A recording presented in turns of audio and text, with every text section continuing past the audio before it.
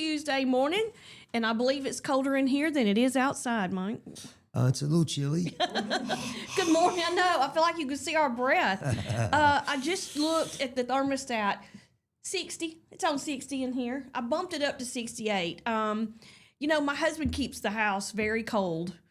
About 65 is what I deal with, and I struggle with that. I come in here and I freeze to death too. I cannot win.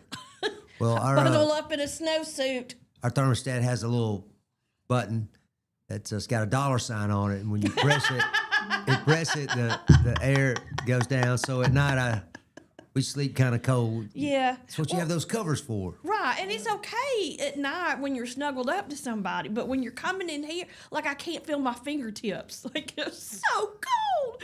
How are you doing? I'm doing great. Thanks How about for you? coming back. I'm good. Well, thank you. I had a great time last week, and I appreciate you asking me back. Absolutely. I'm excited. I hope you're going to continue to do this on Tuesdays and Wednesdays. That's my intention, yes. And we all said, what? Well, you always dress so nice. Look at you with your little vest on. And Well, I want you to know I had a jacket out, but I changed it to a. Did you? I got my Gus vest out of the closet. I like it. Thank you. So, what were your thoughts on the Alabama-Georgia game this past Saturday? Did you watch it? I did watch it. Not every single play, but I watched the bulk of it and got the. I don't know what. I didn't think Georgia was that great. I don't know, Alabama for some reason they didn't seem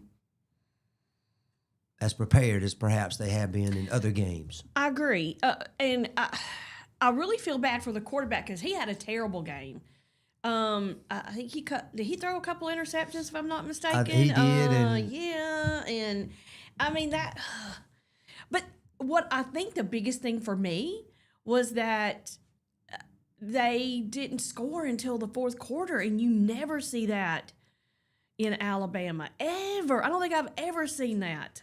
That was wild to me to watch that. That was not the Alabama. Look. Normally, any other time, I would have been pulling for Georgia. But after that whole Kirby, I was clapping. I lost all respect for him, and I cannot pull for his team. I was clapping? I was clapping. He was doing the timeout. With a straight face, he said yes, it. That was incredible. I know. And I think that's where, I just am like, to me, he held such a high amount of integrity in his character, and when he did that, I just lost it. I was like, "Oh my gosh, Kirby, why?" I mean, I would have pulled from you from now on until he did that. So I pulled for Alabama, and I never, if I'm not pulling for Alabama, and I was like, "Oh my goodness," I felt bad for him. I really did. Nothing went their way. It started out bad and it ended bad. I mean, they scored 7 points the whole game. I thought it would be much closer. I thought Alabama was going to come on top, and I was really disappointed to see that, and I hated it for them. Now the big issue is, did they deserve to be in the playoffs over some other teams? How do you feel about that? Not sure I understand why there were two. I think they call them Group of Five, the conferences right after the big conferences, the SEC, Big 10, Big 12, and I forget who else is in it. But anyway, I didn't understand how James Madison and Tulane both got in. Mm-hmm. Typically, they only, because they're certainly not in the top 12, neither one. But because they're a conference champion, the agreement was that they would take at least one team, but somehow they got two in, and that really hurt Notre Dame, for example. They decided they would take their ball and go home. They sure did. They're not even going to play in any bowl games at all. They were like, nope, we don't like how this is going, so we're just not going to play. We're going to play regular season, and we're out. And I kind of don't blame them. I mean, it almost sounds bratty, but I don't like how this whole playoff thing is going anyway. I'm not a fan of this many teams being in a playoff. I really am not. And I really hate that because we have added so many teams into the SEC now that we're not getting to play teams that we would normally play every year. I mean, some of these rivalries were, you played Florida, you played Tennessee, you That's right. played Ole Miss, Mississippi State, Louisiana, Vanderbilt. That was a huge one. And you're seeing that, there's so many teams that we're not even playing some in a season. I don't like that at all. I think it takes away from it. To me, it does. Maybe you feel different, but No. I definitely feel the same. I grew up watching us play the Gators every year. My very first game at Auburn was Auburn in Florida. Sullivan to Beasley, by the way. Auburn won. But anyway, Tennessee, like you said, Mississippi State. I always liked Mississippi State because I used to work a lot in Mississippi, and I have a lot of friends over there. And so I have a spot to tailgate when I would go.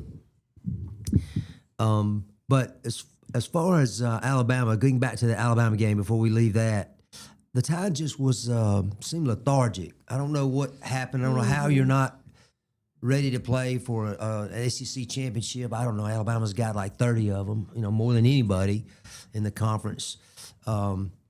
But they just didn't seem ready. And, of course, Georgia has a lot to do with that. They have a very good team, super program. I mean, you can say what you want to about Kirby, but yeah, that's true. He wins. I think most schools would say they would probably put their blinders on for something like that. Maybe even say, well, I thought he, looked like he was clapping to me. Yeah, he was clapping. That's right, exactly. He wasn't calling a timeout. But as far as these rivalries go, gosh, we brought in, as far as the conference, I say we, I mean the SEC has brought in Texas, Arkansas, Oklahoma, Texas A&M, from the old Southwest Conference and the old Big 12, and then, of course, Missouri.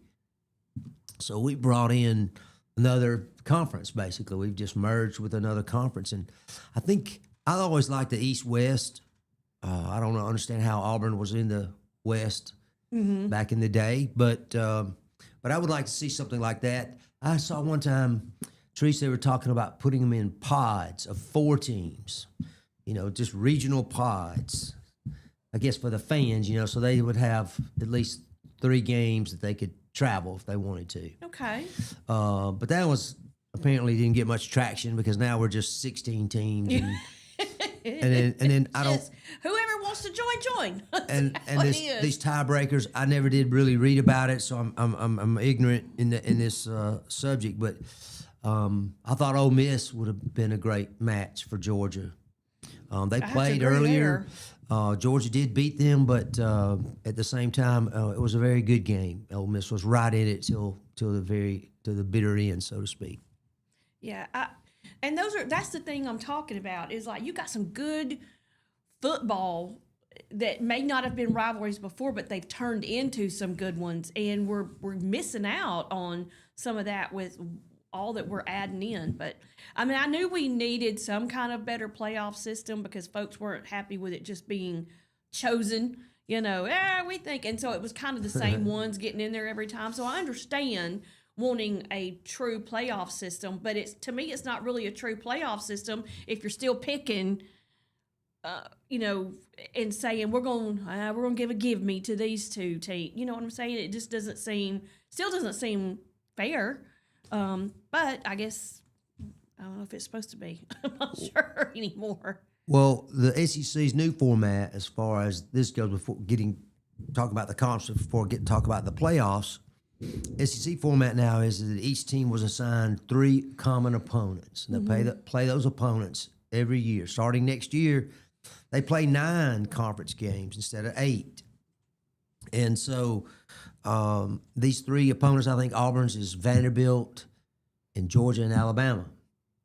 And, of course, I was really happy 10 years. I would have been really happy 10 years ago to have Vanderbilt on my schedule every year. But right now, I don't know. Clark Lee, the coach up there, he's really got it going. Of course, a lot of that's to do with that quarterback they have, Dago Pavia. But at the same time, they have really improved their program. They've stepped up. So we've got to Auburn has to step up their program too in order to compete. And this league has just gotten, I mean, it's a super conference. Let's face it. It is. Big Ten has tried to match it, but I don't think Rutgers is the same as, pick the team from the SEC. Yeah. So you're absolutely right. You're 100% right on that. All right, it's 7:13. We need to thank our morning show sponsors, so let me do that real quick. We'll do that, and then we'll take a break, and then when we come back, we'll talk about the contest from yesterday. We did one, and we have a winner, and then the new contest for today, how you can win $100. We'll talk about that too. So thank you to Chilton Mobile Home Supply, Country Financial Insurance, Central Alabama Wellness, Coca-Cola. Good morning, Mikey. This is for you. Oh, yeah. Yep, it's hard to beat. It's my morning coffee. Oh, my goodness, that tastes so good.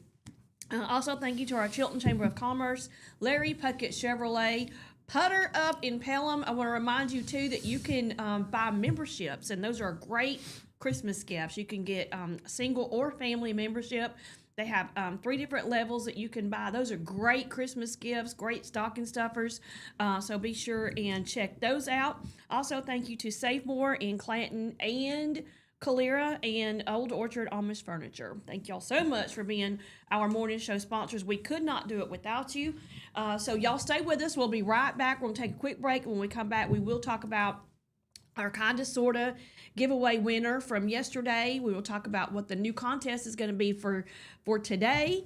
And we'll talk about, since what it is, you and I'll talk about it too, because I think everybody has that one thing. So we'll talk about that when we come back. You're listening to Morning Mayhem here on Piper Peach Radio. Teresa Mike broadcasting live from the Clanton Tractor Studios. We'll be right back.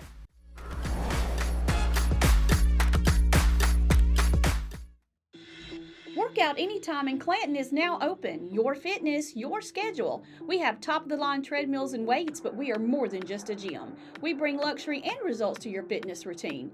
Relax in our sauna. Recharge with red light therapy. Refresh in our hydro massage beds. Get that glow with unlimited tanning and push your limits with dynamic classes. Need guidance? Our personal trainers are here to help you set your goals, stay motivated, and get real results. This is your space, your time, your transformation, open 24/7. Workout Anytime, now open in Clanton. Traditions come and go, but excellent service and compassionate care are benchmarks in any era. That's what Ellison Memorial Funeral Home is committed to providing you, whether through the pre-arrangement process or seeking services at your time of loss. Ellison Memorial offers a noticeable level of care and attention to detail. Others do not. So before making a decision based on yesterday's traditions, experience the Ellison difference when it comes to your loved one's final arrangements. You'll be glad you did. Call us today at 205-280-4600. Ellison Memorial Funeral Home, setting the new standard in local funeral service excellence. We are always here when you need us. Underage drinking is deemed by many adults to be a rite of passage. Parents who host parties for youth may think they are being protective, but they are actually putting their youth at risk of physical and social consequences. Know the truth. Underage drinking and social hosting is a bad mix. For more information, contact Central Alabama Wellness, 205-651-0077, or visit centralalabamawellness.org.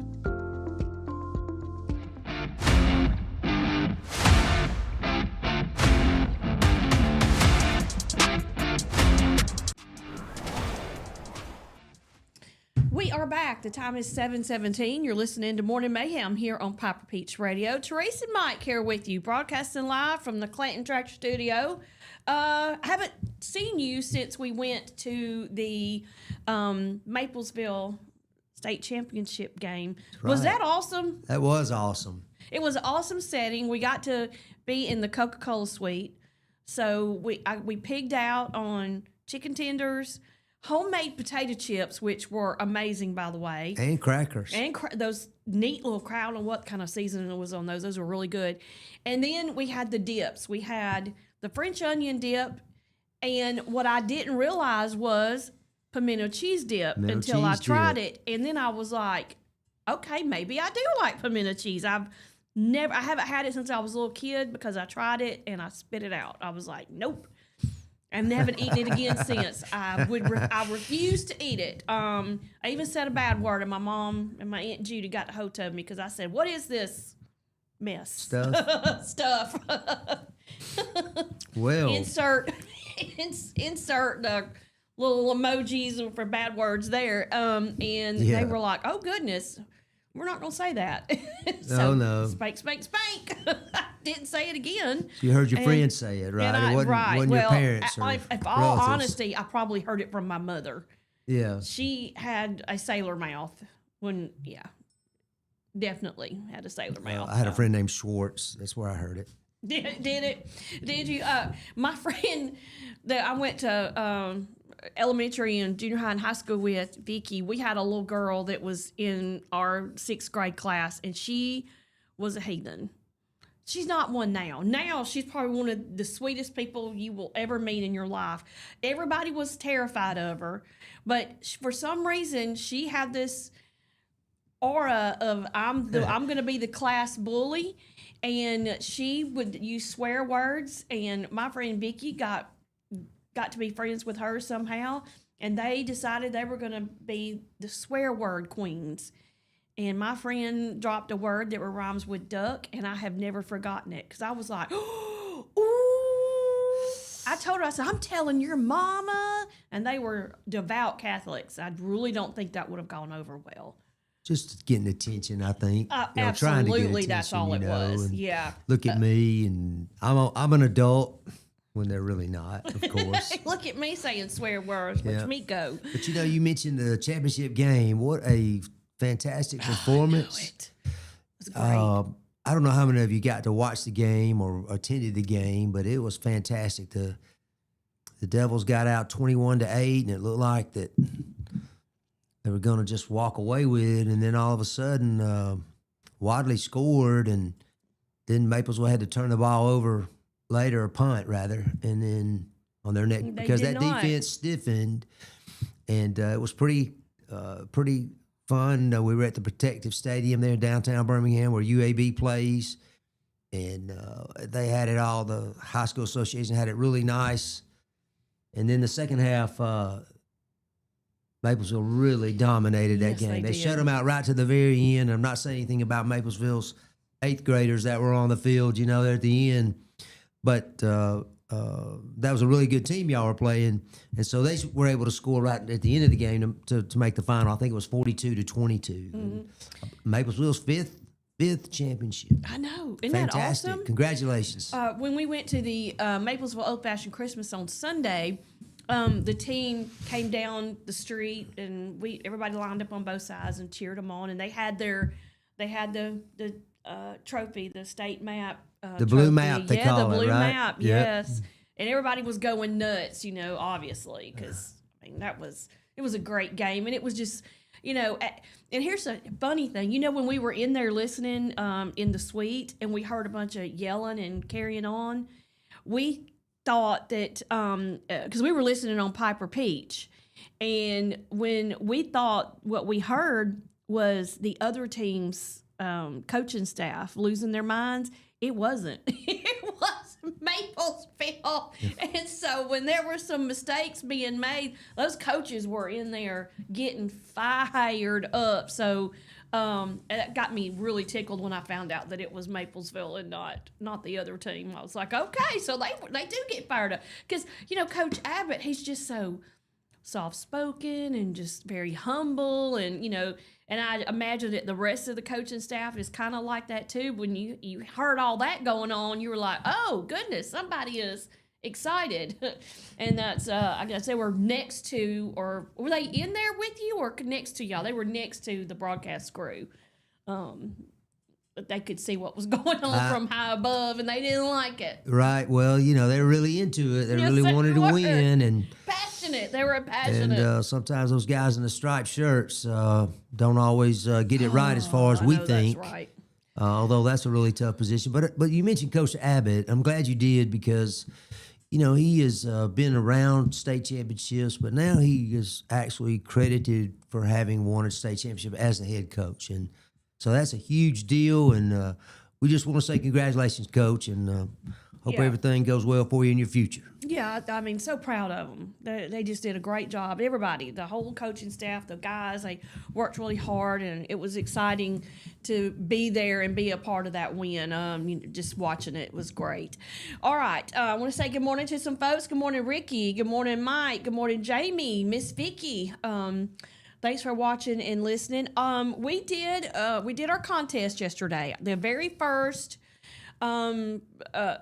contest that we did on Facebook for the Kinda Sorta 12 Days of Christmas.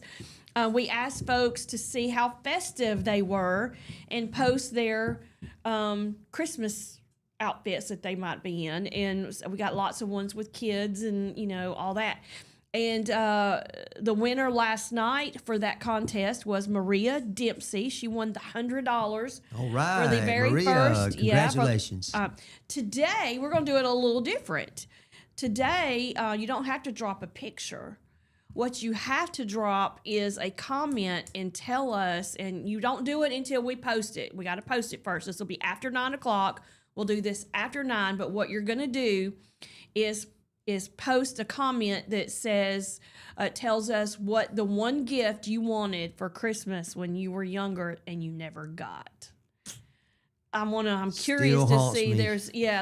I bet there's a lot of things out there that folks were wishing for, maybe either from Santa or family, but they asked for it and they just never got it, and it probably still sticks with them. Like you said, it still is like you still remember that one thing you asked for that you didn't get. So we're gonna do that. All right. That last night Good luck, we didn't everybody. do it that way. We're going to do it that way.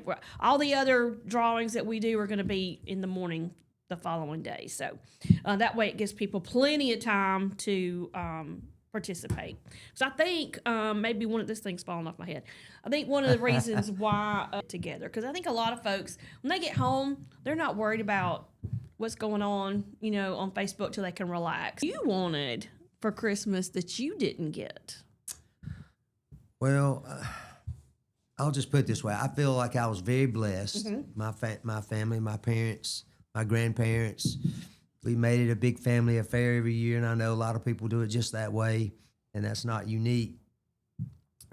But I had friends who always had motorcycles, Mm-hmm. and I thought I wanted one too. Did you? I did, and I lobbied for it. I was trying to figure, it was kind of like, I felt like Ralphie in Christmas Story. I wanted that motorbike, and I would try to make it out like, well, they're not really that dangerous. Yeah. Don't, just because that one friend of mine broke his leg, it was just an accident. Yeah, it was an accident. It won't happen to me. But I was trying to explain that we could get a small one. It wouldn't be as powerful. So then I realized I wasn't going to get that. I tried to get what was used to be called a mini bike. Oh, yeah. Yeah, I mean, I had friends that had those, and of course I got to ride them a few times, riding theirs, but never got one of those myself. Never got one. No. And I was sitting here when I decided that that's what we would do for, the one for today. After I decided it, I was like, what was the one thing that I wanted that I was didn't going to get? ask that next. And I, honest to goodness, cannot think of anything. Because we never got a whole ton of, like, my kids' Christmas morning, it looks like Santa brought all the toys and dumped them, and all the things and dumped them at our just house. empty the entire bag in just your said, house. we're stopping here, and this is where it ends. Last stop. Unfortunately, we spoiled the kids rotten and all that good stuff. But I remember, every year I wanted a baby doll that you could feed. I wanted the cradle and I wanted a stroller, and I got all that stuff. And when I tell you, I got the stroller that was the big kind, the old fashioned kind that had those big old wheels, you know, and had the little Right. canopy thing that pulled down on top of it. That's the one I wanted, and that's the one I got. I wanted a kitchen. And I remember when I was 4 or 5 years old, I got that kitchen, and I played with that thing until you couldn't play with it anymore. And I wanted the Chrissy doll one year that you pulled her hair and it came down, and or you could wind her arm and make it short. And I wanted the doll that was I think I kind of remember in seeing your that. likeness, and it was tall doll, and it was like your best friend, and you know. So I would get, while I wouldn't get tons of things, I would get, you know, the one thing I wanted the most. I've seen like my parents made sure that they did go out of their way to do that. So I wanted the easy bake oven. I got that. I wanted the light bright. I got that. You know, all the things that I wanted the snow cone making thing one year. It was called the Ice Bird or something like that. I wanted that. And I cannot think of anything that I wanted that I got opened up Christmas morning and was disappointed. Well, no, I can't think of anything. I'm a little older than you, but you and I are not that far apart. But we definitely grew up, or still is, probably worse now than ever, when commercials really started hitting hard on these toys. And these manufacturers really started marketing. They really started developing their marketing plans to include, hey, we need to appeal to the children, not the adults. And so all those things you mentioned, the doll with the hair that could be adjusted, and the snow cone, and of course the easy bake. Forgot All about that the I know Barbie all about head. because I watch the same Yeah. commercials. We have a little parallel kitchen in our kitchen for our granddaughter, and she has Oh, it all yeah. set up: the microwave, the refrigerator, the sink, you know, the cabinets, her pantry, Yeah, yeah. you know, all of that. And she just works with her nene and gets I love it. gets it all done. We have a kitchen in the playroom for the kids, the little ones, and then I know the one grandbaby, she has a kitchen at her house, and she comes over, and that's what they beeline for. But what's funny is our grandson, the youngest one, or one of the youngest ones, he uses that kitchen as a hiding place. And so whenever they leave, I find all kinds of stuff stuck in the little oven or the cabinet part, and it's funny. Matter of fact, in the living room, I have a coffee table, and it has some doors that open up and you shut, and I will open that thing up and find all kind of toys and stuff in it too. It's just funny. They really are so easy to please at that age. You really don't have to do much. It's not until they get a little bit older and start being able to look at that catalog and really, you know, because we don't have that anymore, but I wish we know did. If my kids had the opportunity to look at a catalog, they circled the whole catalog, you I know. know that's what I remember, circling it. You know, this Circling is- it, folding the dog ear in the pages, you know. I always like to give you a provide an little hint. index to my parents, you know, help them save time, of course. And what I would do is I would do that. I would circle everything in the little Sears or JCPenney catalog, and then I would make little lists, you know, and accidentally leave them places, you know. I would also make the list and leave it in the catalog too, just in case they missed it, you know, the dog ears, and you know, I like just make sure that I'm just making little scrap notes Gotta everywhere. hedge your bets there, you know. Yeah, That's but right. honestly, you know, and I can't really think of. We might not have gotten much, you know. We didn't get like 20 gifts or even 10. We would get one or two things from Santa that we asked for, and then after that, it was clothes and, you know, other little things like that. But we were getting our stockings. We loved that part. Is getting the stockings and getting, you know, the oranges, the tangerines, the nuts in there, and the candy cane. My mom always made sure that our stockings were full of the book, Lifesaver book. Like Oh, I everybody remember got those. Yeah. We Yep. get coloring books Variety. and crayons. You know, that was what we got, and we loved it. I mean, I remember thinking how easy I was to please, but not ever recognizing that my kids were probably that easy to please. I always had to go overboard for them. Well, Encourage Santa to bring everything they ask for. yeah, we have to work hard to resist, you know, not just buying the store out. Yeah. when we're shopping. But we do pretty good there. My wife does great. Yep. All right, at 7:33, we're going to take a break. When we come back, we got some stuff to talk about. There's one story. I didn't put it on here. I wasn't going to talk about it, but I've changed my mind. We got to talk about it because it's so odd, and it has to do with something local and maybe a knife, a man with a knife. It's wild. So we'll talk about that when we come back. You're listening to Morning Mayhem here on Piper Peach Radio. Teresa and Mike broadcasting live from the Clanton Tractor Studio. We'll be right back.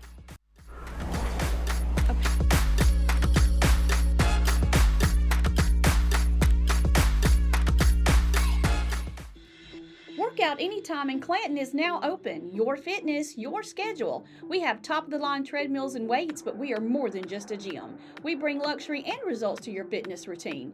Relax in our sauna. Recharge with red light therapy. Refresh in our hydro massage beds. Get that glow with unlimited tanning and push your limits with dynamic classes. Need guidance? Our personal trainers are here to help you set your goals, stay motivated, and get real results. This is your space, your time, your transformation, open 24/7. Workout Anytime, now open in Clanton. Traditions come and go, but excellent service and compassionate care are benchmarks in any era. That's what Ellison Memorial Funeral Home is committed to providing you. Whether through the pre-arrangement process or seeking services at your time of loss, Ellison Memorial offers a noticeable level of care and attention to detail. Others do not. So before making a decision based on yesterday's traditions, experience the Ellison difference when it comes to your loved one's final arrangements. You'll be glad you did. Call us today at 205-280-4600. Ellison Memorial Funeral Home, setting the new standard in local funeral service excellence. We are always here when you need us. Underage drinking is deemed by many adults to be a rite of passage. Parents who host parties for youth may think they are being protective, but they are actually putting their youth at risk of physical and social consequences. Know the truth. Underage drinking and social hosting is a bad mix. For more information, contact Central Alabama Wellness, 205-651-0077, or visit centralalabamawellness.org.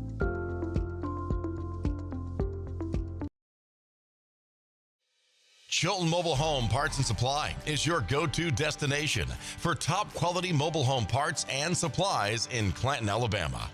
Conveniently located at 14023 County Road 29, just 3 miles east of Thorsby.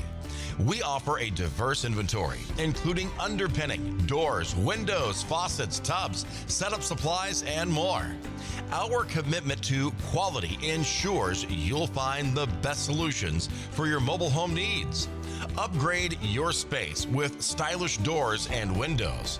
Enhance functionality with top-notch faucets and tubs. All conveniently available in one place.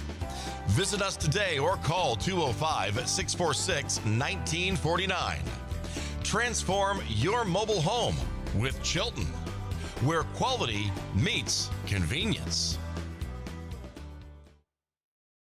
Looking for the perfect way to unwind, compete, and have fun with friends or family? Then Putter Up Pelham is your next destination. Coming this June. Whether you're a mini golf pro or just out for a good time, Putter Up offers a one-of-a-kind indoor putting experience with custom effects lighting, sounds, and robotics at each hole. Plus, automated scoring and a virtual caddy to guide your game. And our ADA-compliant courses include special putters for individuals using wheelchairs or walkers. So everyone can join the fun from ages 4 to 100. Rain or shine, day or night, it's always game time at Putter Up. Come for the fun, stay for the challenge. Swing by Putter Up, where every stroke counts. Need reliable towing or diesel repair? MEMS Wrecker and Heavy Duty Diesel Repair has you covered. We specialize in light and heavy duty towing and recovery with the latest equipment for any job, from campers and tractor trailers to winch box recoveries, and the only local-based rotator in the county. We do it all. Our diesel repair services include computer diagnostics, engine rebuilds, transmission and clutch work, and general maintenance. Trust MEMS Wrecker and Heavy Duty Diesel Repair for top-notch service. Call us at 205-217-1984.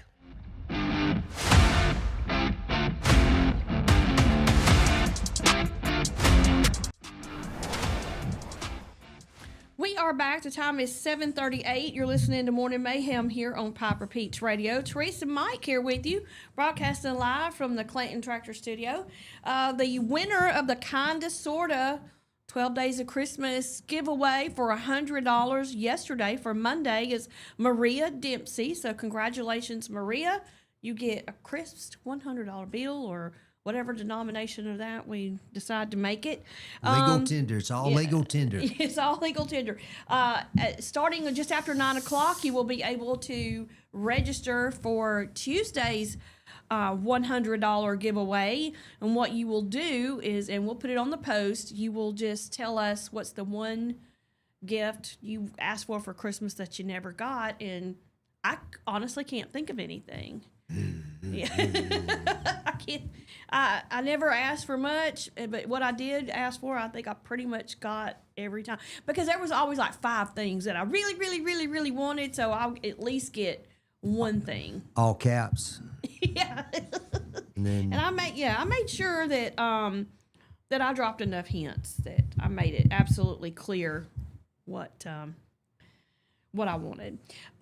Strange story. There is some guy that has been walking around the area. I say area, Chilton County.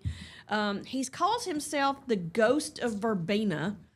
And he's been walking around all over. He seems to maybe be a little off. A few fries shy of a Happy Meal. And he's walking around with a knife. Big long sword-like knife in like a back thing, and he could just reach from behind him and use it if he wanted to. I don't know what kind of sword this thing is, but he's scaring people. He's scaring the. Now he says that he's just doing this to be doing it. It's just part of like an acting type of thing, and just seeing how people will react. Well, he's finding out quickly that people are not reacting well to somebody walking around town imagine that. with a sword on their back. What in the world are we doing? What in the world?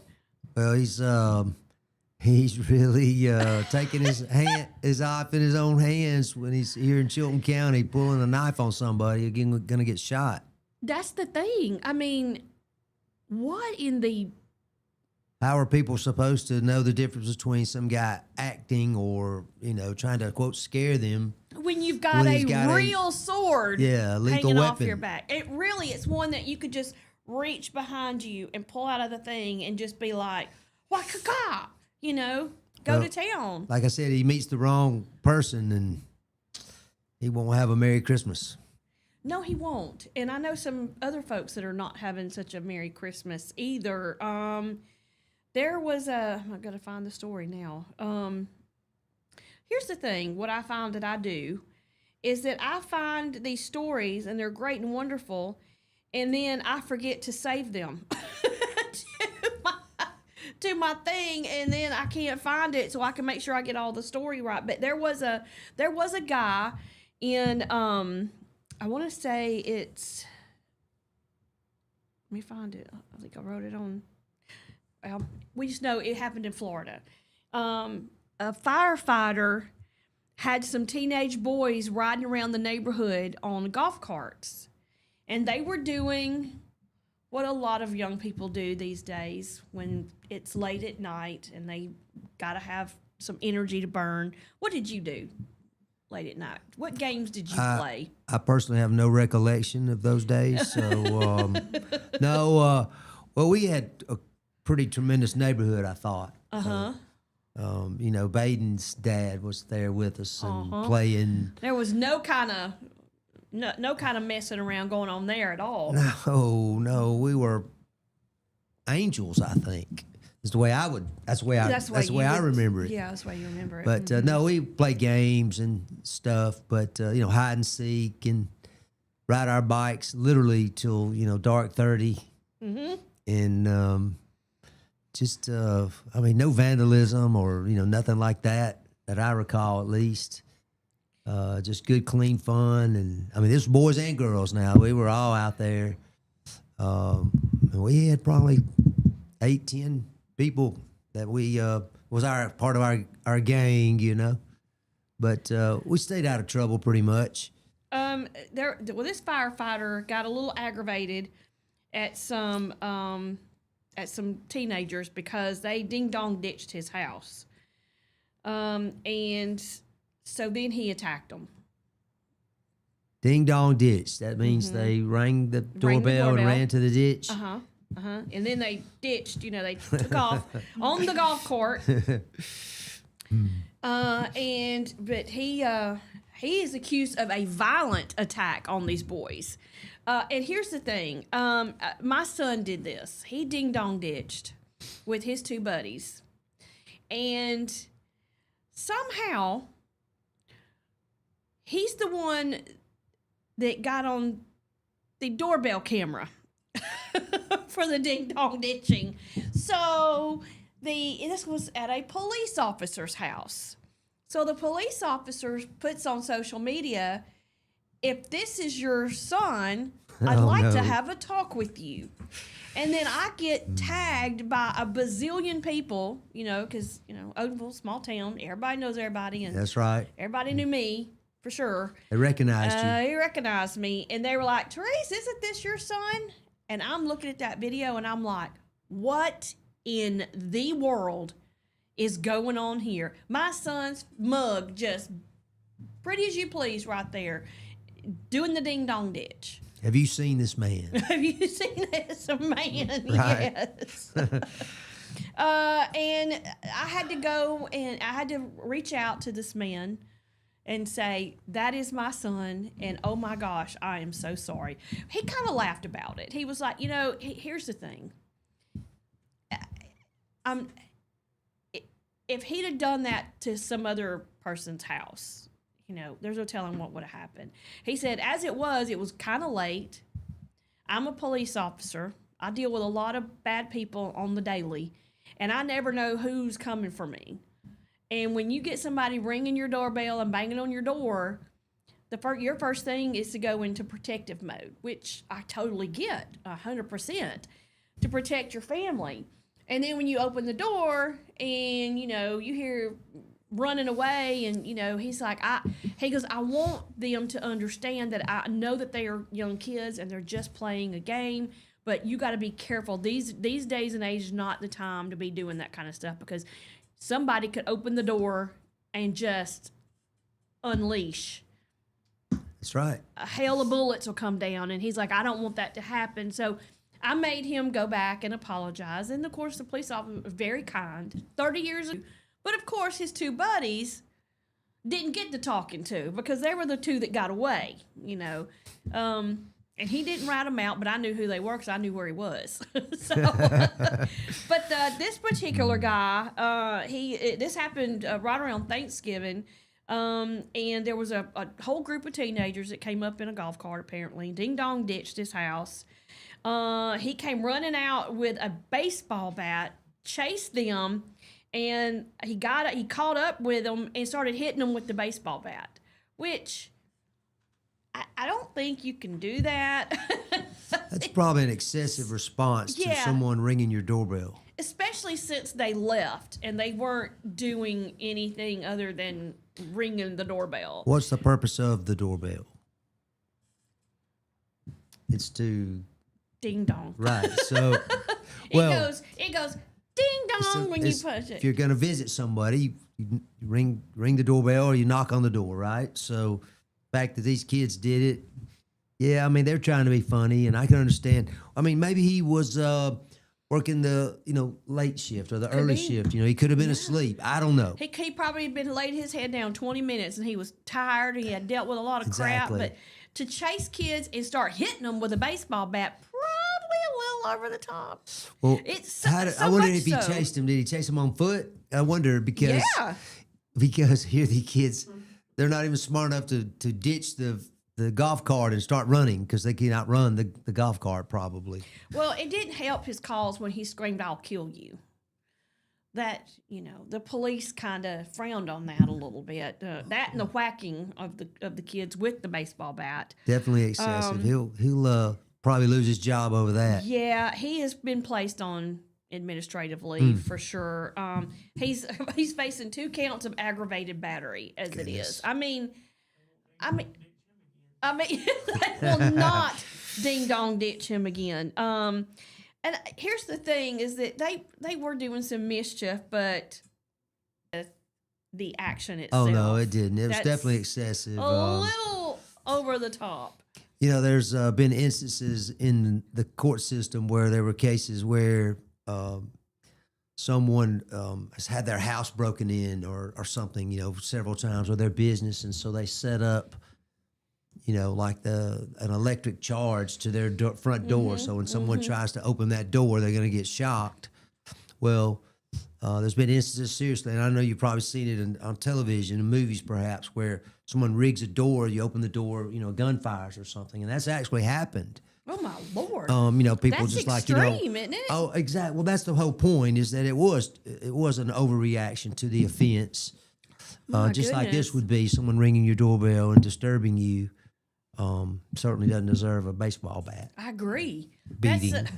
Look, I mean, a talking to would have sufficed in this case. Well- Well, show me where you live. Let me go talk to your parents. Would have probably, It would have been bad enough if it just chased him with the bat. That was Yeah. probably enough terror, but to Well, actually and hit here's the them with thing. it. They were driving away. They were trying to get away from him because he did Yeah. run out of his house chasing them. Unfortunately, he apparently had trained for this moment his whole life because he caught up to them, even though they were getting away In on the good- golf cart. He was in good shape. Yeah. He was able to run after them and catch these kids in the golf cart. Like, you measly kids, Yeah. get off my lawn. Those meddling kids, I think it was. That was the Yeah, phrase you that's meddling used in Scooby-Doo. Here's the thing. This guy is 31 years old, and these kids were like 14 and 15.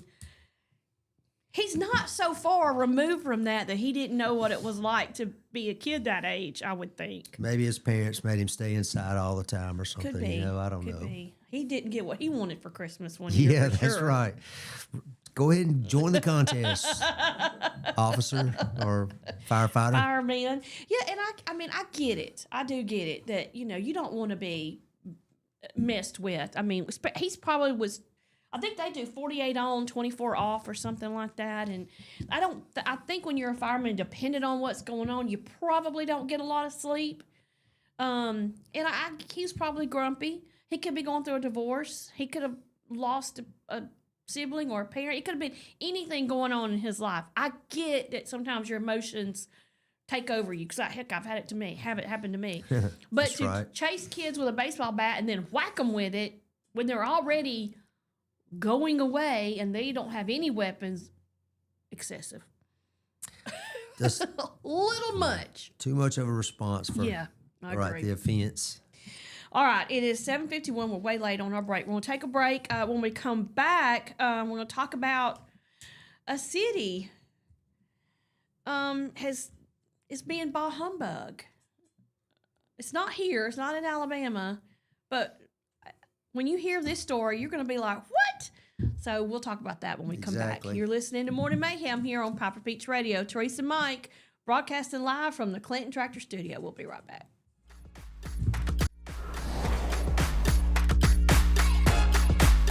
Some family traditions begin with an ending. Lasting family legacies are established at Martin Funeral Home, where for over 100 years, we have served the families in our community. Bobby, Donnie, Norma, and our family at Martin Funeral Home would like to express our sincere gratitude for allowing us to serve your family. Every life story deserves the perfect setting. We are here to make that happen for you and your loved one. We offer traditional funeral home services, and we are now excited to be the home of the first crematory in Clanton, Alabama. Our goal is to serve our families no matter what their needs are. Martin Funeral Home, serving Chilton County since 1921. Please give us a call at 205-755-3550. Are you tired of big box stores where you're just another number? You deserve better. Furniture that's built to last from people who treat you like family. At Farmers Home Furniture in Clanton, we do things differently. As an employee-owned company, we take pride in personal service. We'll listen to what you need and help you find the perfect piece for your home from trusted, top-notch name brand. Whether it's a cozy sofa for movie nights, a dining set built for real life, or a recliner that melts the stress away, we've got you covered. Don't settle for less. Experience the difference at Farmers Home Furniture in Clanton, where you're not just a customer, you're family. Workout Anytime in Clanton is now open. Your fitness, your schedule. We have top-of-the-line treadmills and weights, but we are more than just a gym. We bring luxury and results to your fitness routine. Relax in our sauna. Recharge with red light therapy. Refresh in our hydro massage beds. Get that glow with unlimited tanning and push your limits with dynamic classes. Need guidance? Our personal trainers are here to help you set your goals, stay motivated, and get real results. This is your space, your time, your transformation. Open 24/7. Workout Anytime, now open in Clanton.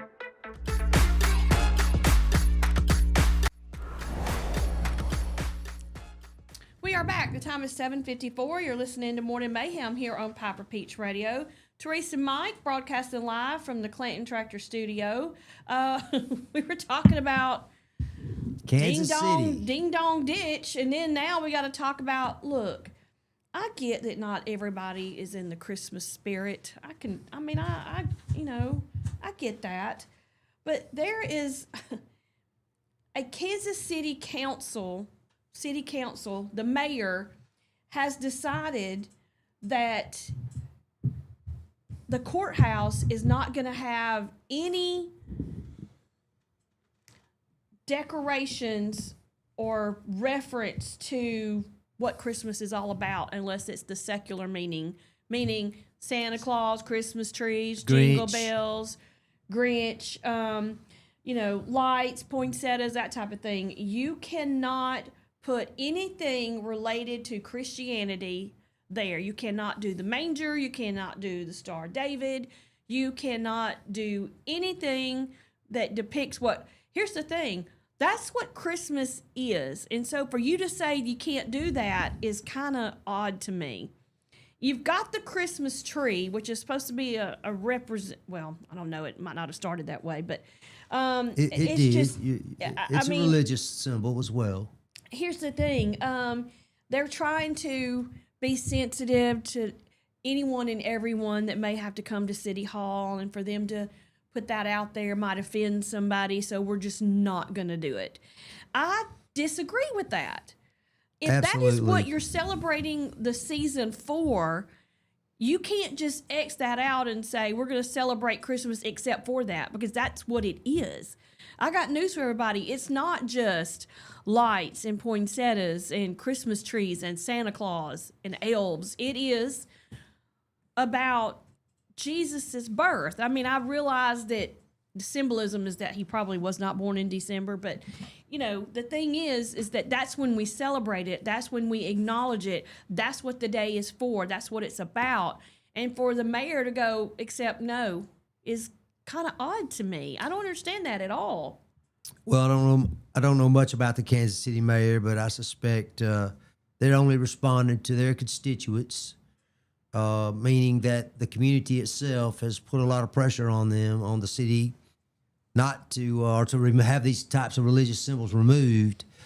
But there is this little thing that I don't know how they're avoiding it, but it's called the First Amendment. Mm-hmm.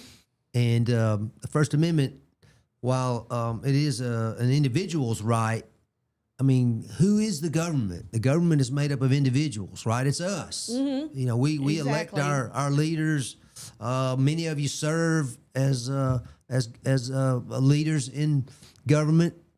But this First Amendment, they're not.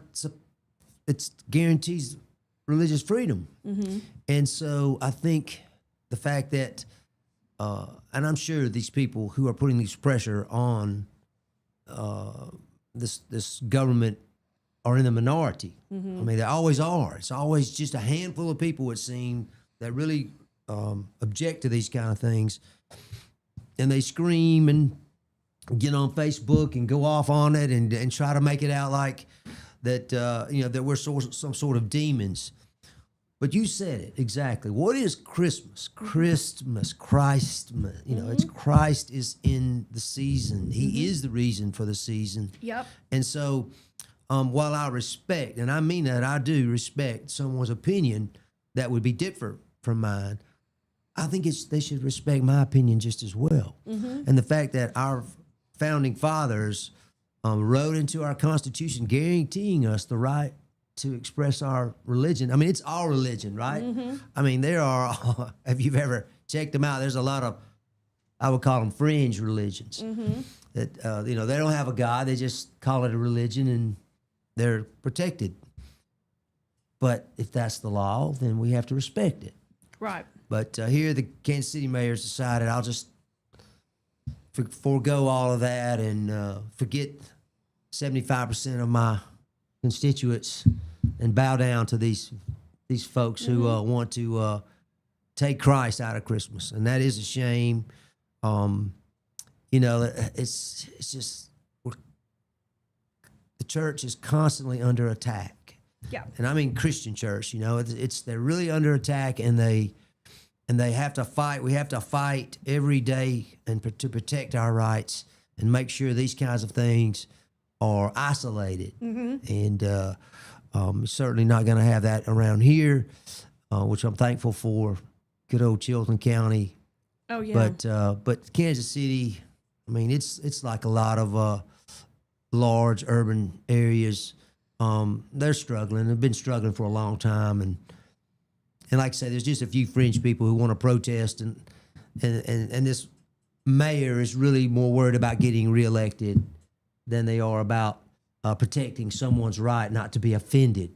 Right. This is in his memo to everybody jumping all over him about it. He said, "This is to ensure that City Hall remains a welcoming space for everyone and to honor the separation of church and state, and that it helps us respect the wide range of religious and non-religious beliefs held by our employees, visitors, and residents, and that the decor that they have approved celebrates the season without representing any specific faith tradition or so forth." But here's the thing, that is the season. That's the season. The reason we're having the season is because of Christ. Of the reason, and that is because of Jesus. And so for you to, to me is just talking in circles and making zero sense. Well, it absolutely makes no sense, but they can do it because they're protected. Imagine if, for example, a Christian organization held, I mean, it happens all the time where they might protest something going on which they disagree with, which is certainly within their rights as well. But imagine if they persuaded their governments to keep someone from being able to display their religious symbol. I mean, our national news media would be all over that situation, and that Christian would be hounded and tried to be made fun of and embarrassed, off the stage, so to speak. But it's really sad because it wasn't always that way. People. It seemed like to me the people that speak the loudest about tolerance are sometimes the most intolerant people. That's true. They started out, just want my rights, and then as they've gained those rights, they've always had the rights, but as they've been able to express them, they seem to be able to continue on with this onslaught of our rights or your rights because of their intolerance.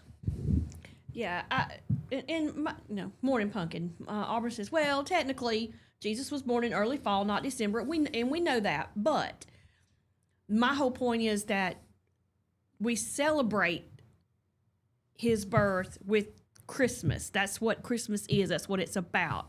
It got the other things involved in it with the Santa Claus and all that, and giving each other gifts, which I don't really understand, but we do it. Because, really the only one that's supposed to have gotten the gifts was Jesus, And that's where it came from, from the astrologers who came from Persia and brought gifts to Jesus. Mm-hmm. So I think that's kind of where it's kind of the tradition started. And, and then it was, Santa brings gifts for the kids, and then that morphed into everybody gets gifts on Christmas. And now everybody overextends themselves and stresses out about, am I going to have enough money to buy Christmas for XYZ and my kids and, everything. And really, and I'm in the middle of it. I'm over here, oh my gosh, what am I going to do? I still got a couple more gifts I got to buy. I got to make sure everything's even Steven, and I don't get more for one than I do the other, or spend more on one than I do the other. And, and then hubby's like, what are we doing? Normally, because, we're older. We came together older.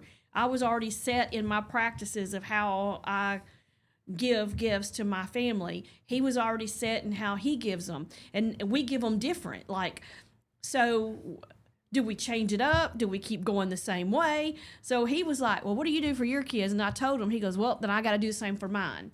And we're not backing it down, but we're increasing it over here, and so I get it that we're all kind of guilty of that whole thing, making it very commercialized, but we need to like take a step back and realize what we're doing here. When you tell somebody that they can't put anything to do with the real reason of Christmas in the place that they work, what are we doing?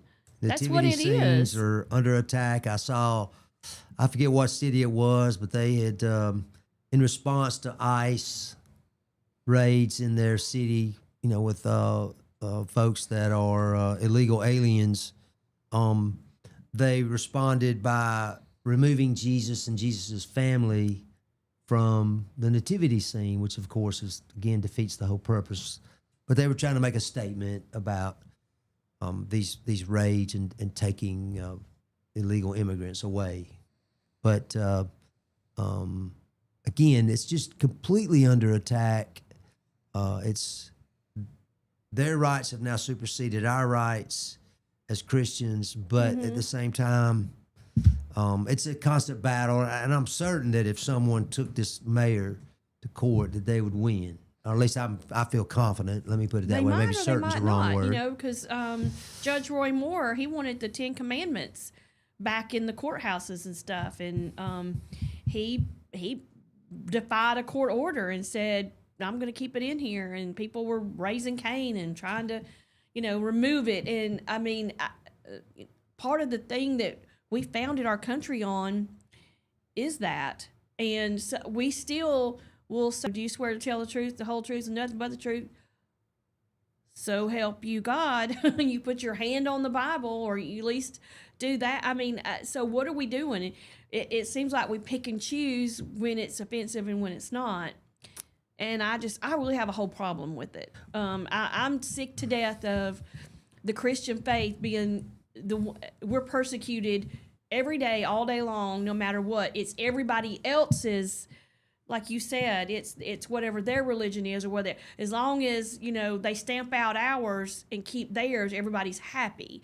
But if we infringe on what they feel like theirs is, then we're in trouble here. I don't understand that. It makes no sense to me. Well, there's someone who's behind it, and he's definitely pushing it and loving it. But at the same time, don't give up heart. Don't let these things stop you from doing what you can do and what's within your rights to celebrate this wonderful season. Yep. Say good morning to some folks. Good morning, Miss Christine. Good morning, Laura. And my pumpkin. They're watching and listening. Did you see? This is crazy. This is one of the funniest stories. It's funny, not funny. I mean, so let me just say that. Funny, not funny. Funny, not funny. I'll say it. The South Carolina Department of Corrections said that they recently intercepted a drone over the correctional facility that was trying to deliver some items to some inmates. Contraband. Crab legs. Crab legs. I'm going to eat good. Marijuana. I guess like they smoke the marijuana and then eat the crab legs. Looks like there was a steak in there. Old Bay seasoning. So you gotta do the crab legs. You gotta have the Old Bay seasoning. Can't just use salt. Cigarettes. And it looks like a whole pile of things that somebody was trying to use a drone, I guess, to drop maybe in where they have their outdoor area, their little compound area. No telling. Unfortunately, it did not work. They confiscated the drone and they confiscated the items. I mean, that's really kind of all we know. They haven't said whose it was or if anybody was caught. This is in the Lee Correctional Institution in Lee County in South Carolina. That's hilarious. I mean, that's desperation right there. We're gonna get you some crab legs. Well, I mean, I guess they weigh the penalty versus the reward, risk reward, analysis, but the crab legs is just, that's so funny. This is like literally a ribeye steak I'm looking at in crab legs in all packaged up. That is hilarious. Oh my gosh. I mean, what?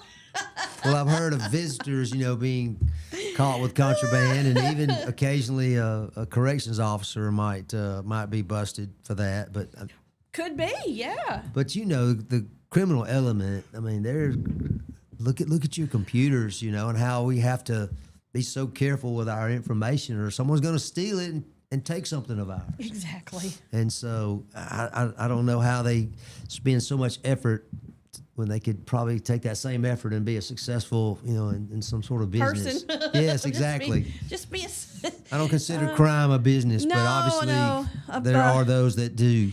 Apparently, I mean, the jail's full of them. Yeah, that's right, exactly. Consider it. I guess we call those failed businessmen or people. The failed business adventures. That's right. Adventures. Oh my goodness, that's funny. So, one of the things that I think that people deal with every holiday season now, especially now that we are doing a lot of online shopping, are the porch pirates. If you're missing your package because it was delivered to the wrong house, that's one thing. But now, when it does get delivered to the right house, one of the things people are still doing is if they see stuff on the porch, they do the creepy creep drive by, and then they do the run up and try to grab all your stuff and take off running. Some people are going to extremes with fake stuff, and it's exploding all over these people with like this blue colored, some sort of dye, powder dye, or whatever. Exactly. And that is one of the funniest things I will see. And one of the videos I saw is that happened to somebody, and then the person came back, saw that there was a doorbell camera, and screamed at the people for tricking her and causing her. Not only did she get that stuff all over, she fell in the process of trying to get away, and she fell in the yard. Exactly. Blame the person, the homeowner. When I see stuff like that, it causes me to absolutely lose it. I laugh so hard at stuff like that. But, I mean, really, how do you protect yourself from that happening? I mean, do you just... One thing I think is to make sure you have a Ring camera, doorbell camera, some kind of camera pointed at a location. Because if you see somebody walking up, you say, "Can I help you?" And people are like, "Oh, is this so-and-so's house?" Right. Which does happen. Like, "Oh, I was looking in the wrong house. Excuse me. I thought you said 212. You meant 211." Or, you can make sure that, or try to, if you tell in the delivery section, like specific instruction, you can tell them deliver between the hours of A and B, so that you can make sure that you're home when that happens. But if you can't, I guess I would say to the UPS or the FedEx person or the Amazon person, hide it. So, hide it behind something, in something, so people, it's not just standing out there for everybody to see. Because I hate that. I see so much of it between The drivers I think that's what sends me over the edge the most, though, is the drivers that are saying, I delivered it, here's a picture, and it's not that person's house. It's not even anywhere close to the address. And then the people who realize that they got the wrong package keep it. Yeah, that's They don't say, they don't need hey, to I got keep the wrong it. package.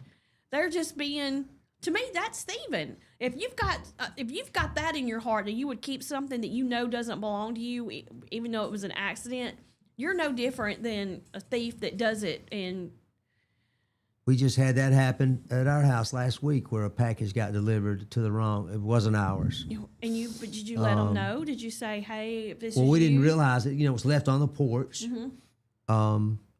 and so we didn't see the driver, and so we got it, and we figured out how to return it or get them to come get it and let them know that they delivered it to the wrong address. I have watched these videos, a few of them at least, where these packages explode. These thieves come up. And they are thieves, right? I mean, these are not accidents. This is not accidentally, I'm at the wrong house. I've intentionally gone up to your porch and going to take your package. And I've watched these things explode in this dust, and I can't help but go, are they injured? Does it hurt their eyes? Remember we were just talking about a response, with the fireman with the baseball bat. At some point this could, if you're blinding people, like permanently blinding people, even thieves, probably going to be considered to be too much of a response. And so all we've done is, it's entertaining, but at the same time, it's dangerous.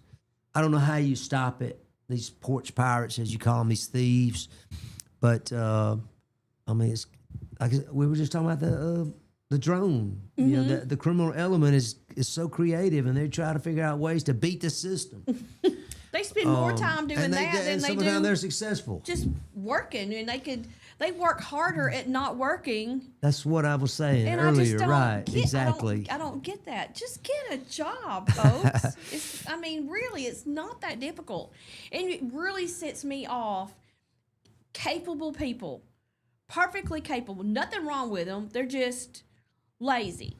They Don't want to work. They don't want to work. They want to get everything for free. The government owes them something. Everybody owes them something. It drives me crazy because up until a little over a year ago, I worked 2 jobs, almost my whole life. And because I had to, because if I wanted to pay all my bills and have money left over at the end of the month, I had to work that second job. I didn't have a choice.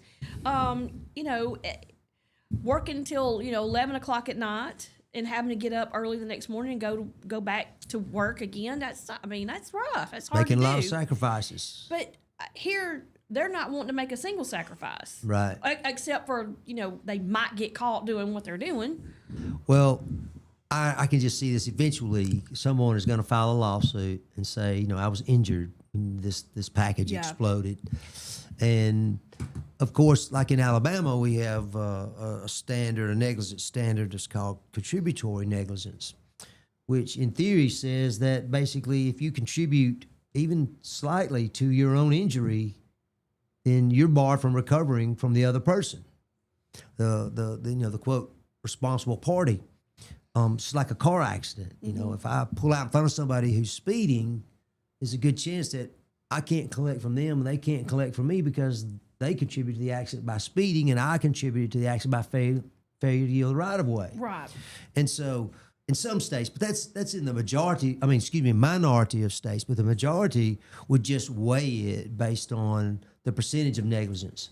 And so you just have to see, well, is the person who created this box bomb or, whatever you want to call it, porch bomb, are they more responsible or is it more responsible because some thief came up there and picked it up? I think you can tell how I feel the way I talk about it when I use the word thief and everything. But how else do you teach these people lessons? I don't know. You understand there's a risk by picking up that box. You might just get covered in, blue and yellow. You might. All right, it's 8:17. We're going to take a break. When we come back, we got to talk about a big festival that goes on in Gulf Shores here in Alabama every year is not going to happen this year. So we'll talk about that when we come back. You're listening to Morning Mayhem here on Piper Peach Radio. Teresa and Mike broadcasting live from the Clayton Tractor Studio. We'll be right back.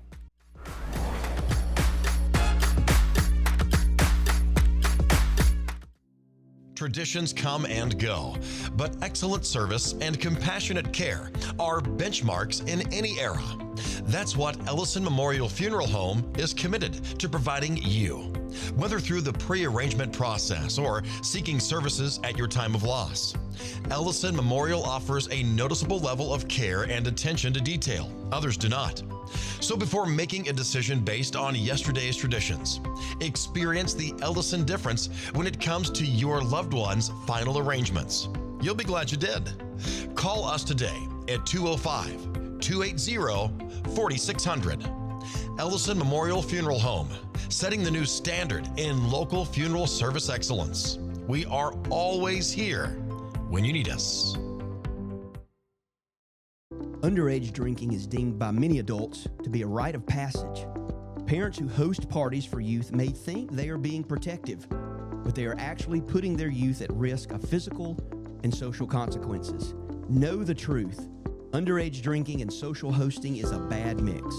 For more information, contact Central Alabama Wellness, 205-651-0077, or visit centralalabamawellness.org.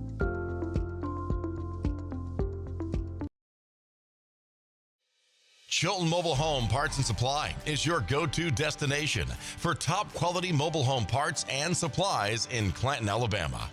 Conveniently located at 14023 County Road 29, just 3 miles east of Thorsby. We offer a diverse inventory, including underpinning, doors, windows, faucets, tubs, setup supplies, and more. Our commitment to quality ensures you'll find the best solutions for your mobile home needs. Upgrade your space with stylish doors and windows. Enhance functionality with top-notch faucets and tubs. All conveniently available in one place. Visit us today or call 205-646-1949. Transform your mobile home with Chilton, where quality meets convenience.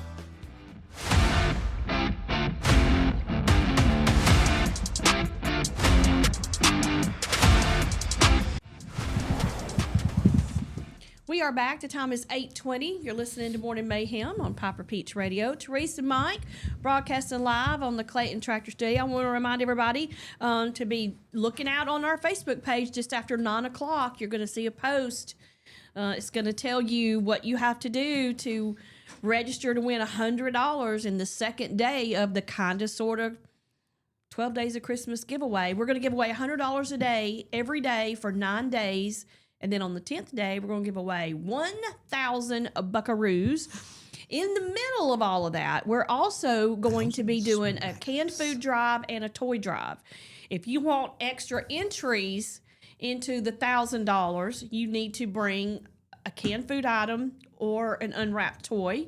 And a canned food item will get you 5 entries into the Kinda Sorta Christmas giveaway. An unwrapped toy will get you 10. So, all right. We're hoping more chances to win. Yes, we're hoping our tree is full of toys and our canned food item box is full of food. Last year we helped several families, and it was all because of our listeners and viewers. So we appreciate that so much. We want to absolutely thank you. We want to exceed our goal this year. We want to try anyway. So so what you'll do is the contest is going to be what is a gift or the main gift that you always wanted but you never got, and so I bet there are going to be some creative answers. I can't wait to talk about those tomorrow. Those will be fun. I'm sure there are a lot of folks out there that are still thinking about it. They're like, oh well, each year it probably went year to year. You know, I didn't get this year. Maybe next year, when I ask for this, I'll get this. Maybe they didn't get that either. So I mean, but as a kid, you think there is an unlimited cash flow. Not the case. Most families are struggling. They finance Christmas, basically. Yeah. I remember as a kid telling my parents once, well, they were like, we don't have money for that. And I said, well, just write a check. You know, I didn't That's understand. what my kids always said to how it me. was, I gotta have how, that. Well, you you know, just where write the a checks check came for from. it. And I was like, well, baby, I have to have the money in the bank to back that up. That's right. Exactly. I can't just write a check. They did not understand that though. And it's funny now. Now they know that you can't just write a check. Now they know you can't just put it on a credit card because at some point that becomes due. You've got to pay it back. Due and payable. With interest. It's not, and depending on your credit, it's how high that interest is. But credit card interest is ridiculous anyway. I think the lowest you'll get on a credit card is like 18%. Yeah, I mean, I've heard of stories of 38, 40, 50, 50% on a credit card. And it's like, gosh, That's wild. hope it never comes to that. That's a lot of money. That is. When you look back and you pay the minimum payment and you're not even touching what you owe for the actual items, you're just paying the interest. We were talking about artificial intelligence a little earlier in the show, and all these businesses, they use AI to help them put their marketing plans together, and they know that a certain percentage of those people are not going to pay that money back, but that a Right. certain percentage are, and they have to figure out at 30%, how much money can they make when 1/3 of people won't pay it back. Speaking of AI, President Trump said on Monday morning that he's going to sign an executive order at some point this week creating one federal regulatory framework for AI instead of patchwork of state-issued regulations. That means it's going to be regulated somehow, which I'm not a fan of the government being involved in a whole lot because I feel like they screw it up every time they get their hands on it. But I'm okay with AI scares me. And the reason it scares me is because when it comes to a lot of the visual sense of it, it's hard to tell what's real and what's AI, and that is scary. And it's only going to get better, more lifelike if it's not already at the point where you can't tell, whether what you're watching is a real human being or not. But I don't know about the regulation on the federal side. Obviously, we are a nation of laws, and there's local, state, federal. So I don't know that you can. Maybe they can give a general framework, because it's going to be really hard to have one set of laws apply to every single application that might be used. It's just going to be very hard to do that, I think. Yeah, I think you're right. See, it's kind of like we were going back to the, the NIL thing too. That's gotta be regulated somehow, but do we want the government doing it? Heck no, but who? Hey, who? What are the regulations going to be? Who's going to head it up? Who's going to be in charge of it? Somebody needs to be, but who? And when it comes to something like this, how much in charge are you going to be? What type of regulations are you going to put? Like, how is that going to work? Kind of thing. So I don't know that I trust it really. I mean, you see what the government does when they have their finger in anything. It's always a train wreck, just about always. Well, I think what contributes to that is that these issues are complex. And so just as we do in business or life in general, when you're faced with complex issues, you have to be flexible. And so the government is flexible, and it comes across as inefficient, and it's perhaps could be better. Everything could be better, I guess, however you define better. But at the same time, we've set up this government. It's these government systems, even though we know they're not the most efficient, or we complain about the service we might get while we wait in line, at the water department or something. Not picking on any of you water department folks, not at all.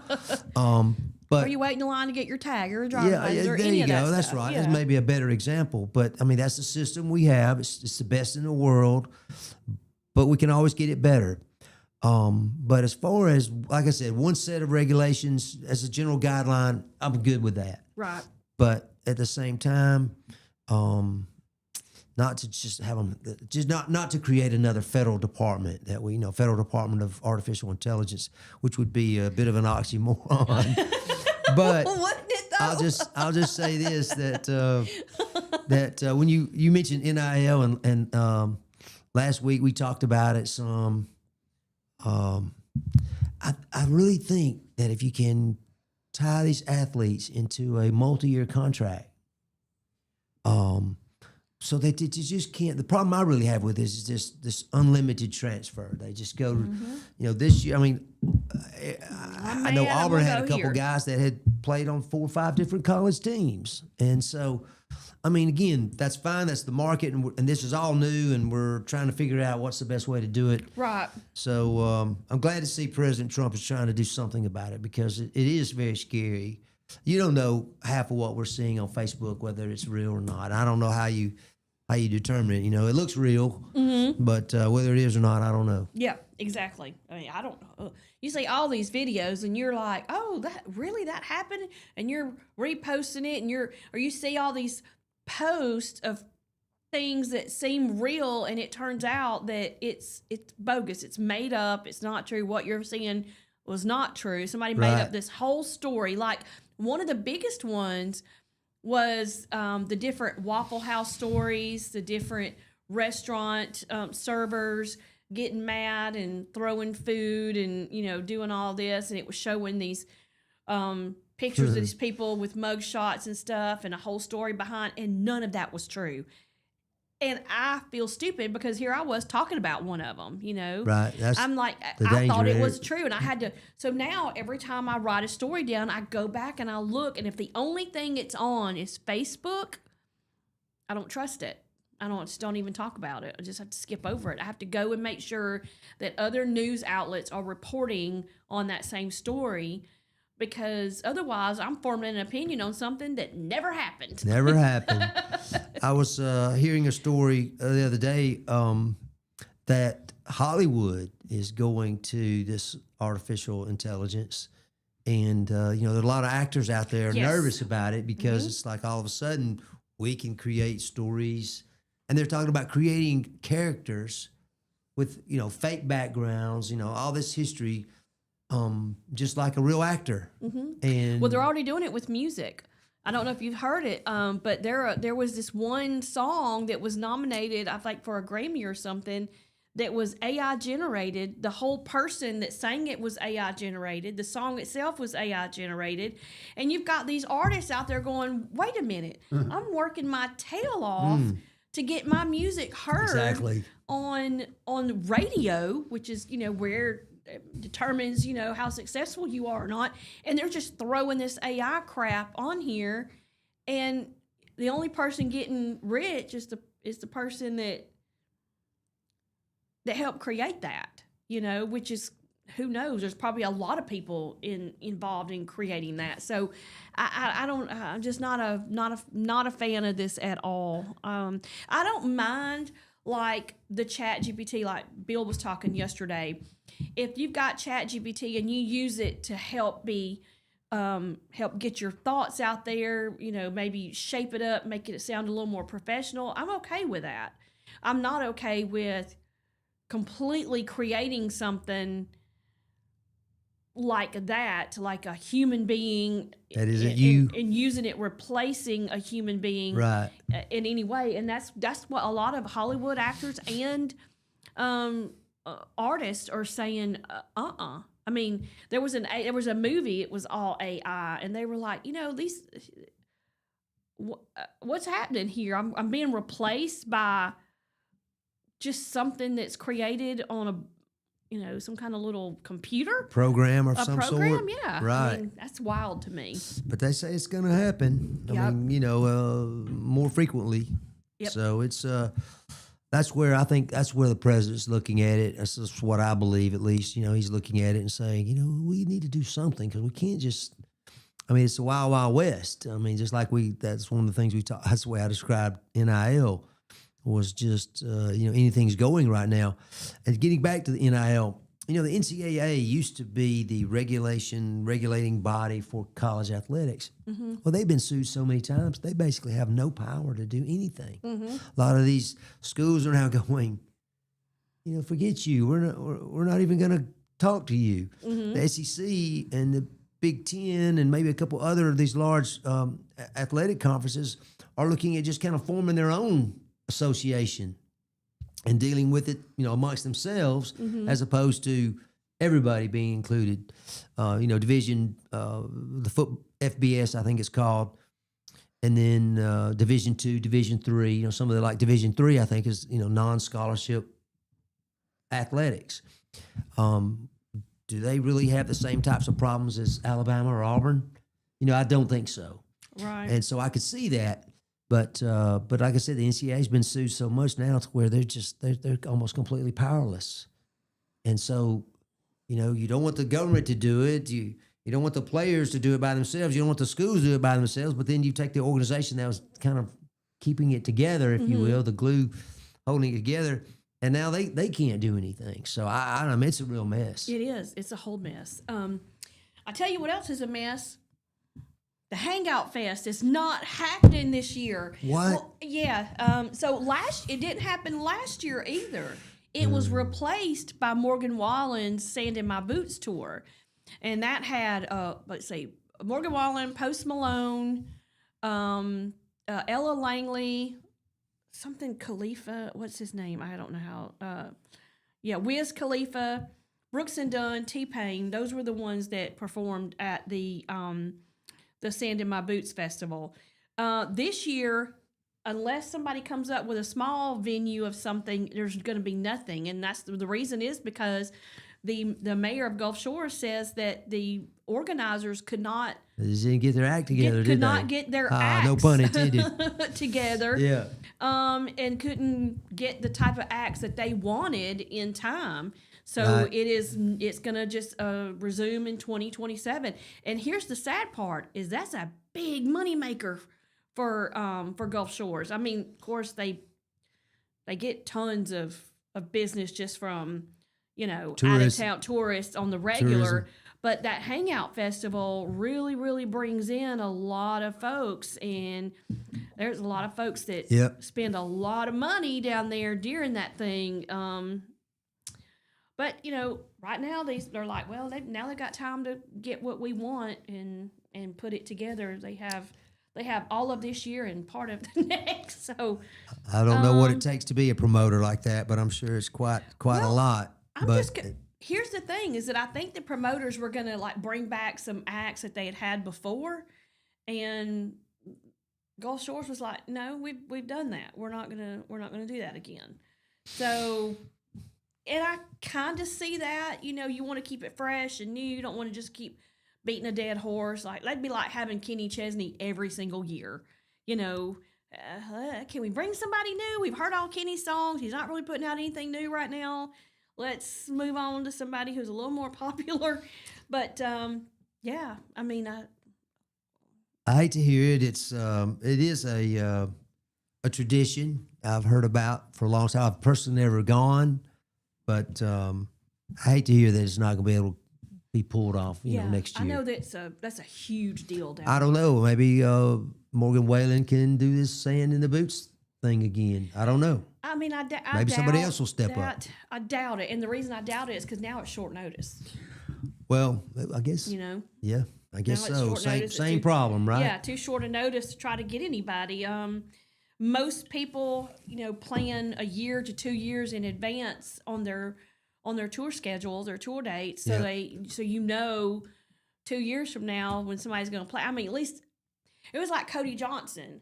I knew over a year in advance that he was coming to Birmingham, and I was so excited. I told my hubby, that's the only thing I want for our anniversary. I want to go see Cody Johnson, and I love Cody Johnson. I love his music, but hubby karaoke's and he sings a lot of his music, and there's a couple of songs that have meaning for us, and so I wanted to go to that concert.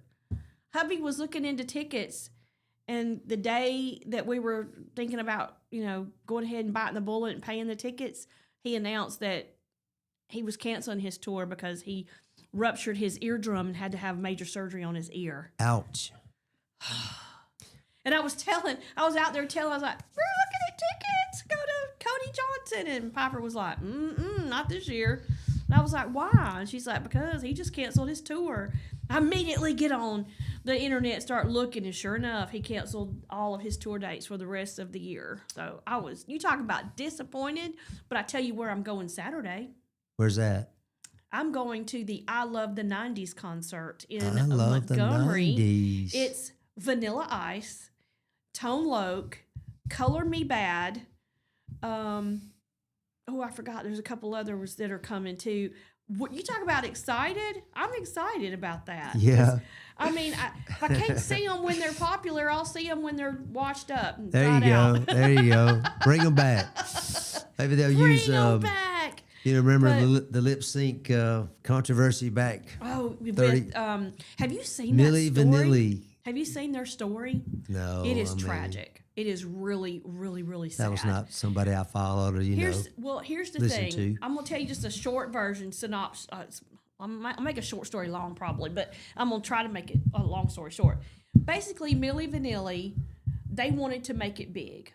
You had one that was really a good dancer, and you had one that could kind of carry a tune. They got together, became best friends, and decided they wanted to make it big. They got discovered because they were popular around the circuit that they were in, and especially with the dancing and a little bit of singing. So this producer picks them up, signs them to the label, tells them, we want you to perform. But then when they get in the recording studio, they're not actually singing. They're going to learn to pantomime, was what we call it back then, was pantomiming, or, what else you want to call it, but lip syncing. And they just wanted them to be the face of the group. So it was a whole different group doing the actual singing. And they were like, no, we can sing, we can do this. And they were like, nah, we don't really want you to. We need you to And sing in a so, different bucket. Unfortunately, they had already signed the dotted line without reading it. And they were kind of held over a barrel where they didn't have a choice. And they were paraded all over the place. And, they wanted to do it themselves. They never wanted to do it the way they were told to do it. The people that were actually doing the singing had to sign a contract, and they got put over a barrel. This producer was just a whole jackhole. I mean, complete jackwagon in the way he handled this. And then they got on stage, and the music went wonky, and that's the only reason they got found out. But hearing that story where one of them ended up committing suicide, and the other guy, he's the one that took the fall for everything. People were mad at Milli Vanilli. They weren't mad at the producer for putting him in that position. Really sad story. You have to see the whole documentary. It'll change your mind about how you view that whole situation. Well, I'll just say I remember the headlines about it. I don't know. Certainly was didn't know sad. all those details. Yeah, it was sad. Very Yeah. sad. All right, it's 8:41. We're going to take a break. When we come back, we will talk about the Birmingham police. Well, they made them a big old bust yesterday. Well, actually, not just yesterday, but over the last little bit. We'll talk about that. You're listening to Morning Mayhem here on Piper Peach Radio. Teresa and Mike broadcasting live from the Clinton Tractor Studio. We'll be right back. Looking for the perfect way to unwind, compete, and have fun with friends or family? Then Putter Up Pelham is your next destination. Coming this June. Whether you're a mini golf pro or just out for a good time, Putter Up offers a one-of-a-kind indoor putting experience with custom effects lighting, sounds, and robotics at each hole, plus automated scoring and a virtual caddy to guide your game. And our ADA-compliant courses include special putters for individuals using wheelchairs or walkers, so everyone can join the fun from ages 4 to 100. Rain or shine, day or night, it's always game time at Putter Up. Come for the fun, stay for the challenge. Swing by Putter Up, where every stroke counts. Need reliable towing or diesel repair? MEMS Wrecker and Heavy Duty Diesel Repair has you covered.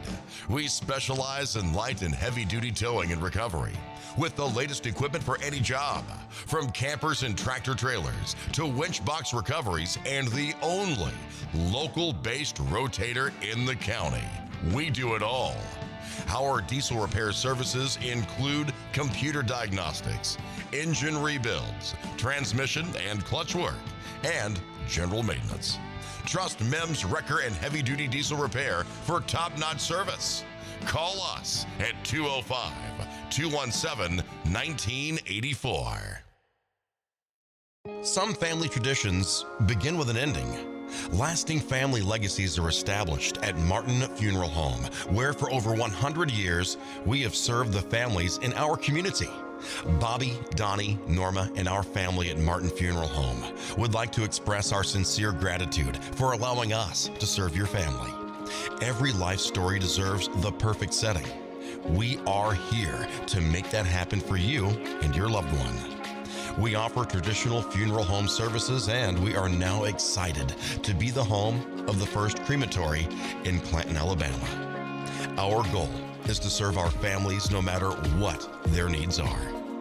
Martin Funeral Home, serving Chilton County since 1921. Please give us a call at 205-755-3550. Are you tired of big box stores where you're just another number? You deserve better. Furniture that's built to last from people who treat you like family. At Farmers Home Furniture in Clanton, we do things differently. As an employee-owned company, we take pride in personal service. We'll listen to what you need and help you find the perfect piece for your home from trusted, top-notch name brand. Whether it's a cozy sofa for movie nights, a dining set built for real life, or a recliner that melts the stress away, we've got you covered. Don't settle for less. Experience the difference at Farmers Home Furniture in Clanton, where you're not just a customer, you're family.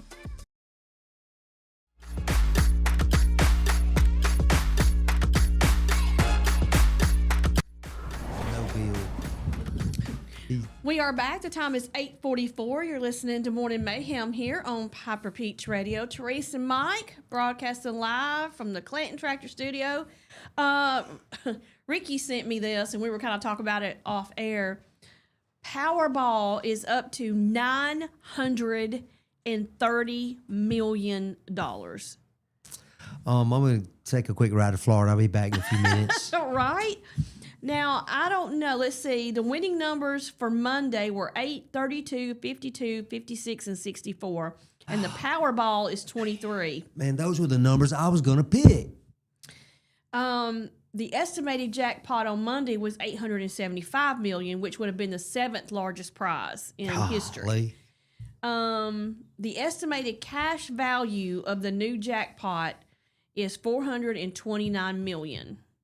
So if you take the lump sum, that's all you're getting, and then you get taxes taken out of that, so you might walk away with $200 million. I don't even know if that's worth it. I don't know if that's worth it either. No, just $200 million. Why would I even do that? I mean, you know. I don't know what in the world we would do if we had that kind of money, but I bet we could find something to do with it. The game's jackpot was last won in September when 2 tickets in Missouri and Texas split the $1.787 billion prize. I remember that was almost $2 billion. 1.78, you said. If you do the payout over time, you'll never get all that money. But it will go to your kids. You can, set it up so that they're the recipients of the fund, the grandkids, your great-grandkids. I mean, hoping that whoever is in charge of it doesn't rob them blind, or you could just cash it out and still set everybody up for life and have plenty left over for you. I mean, exactly. Generational wealth, as they call it. Mm-hmm. Wealth for generations. Yeah. I was watching a podcast yesterday and today because I didn't get to finish it yesterday, and I finished it up this morning. And it was about this guy that worked security for Joyce Meyer. You know who she is. She's I call her, I don't want to call her a televangelist, but she kind of is because she's a preacher. She still begs for money on TV. So her wealth is around $70 million. That's a lot of money for somebody who, I mean, you know what I'm saying? That's a lot of money. But the reason I brought her up is because she gets that kind of money doing what she does. And the podcast I was watching was one of the guys that was head of her security murdered his family to be with a mistress.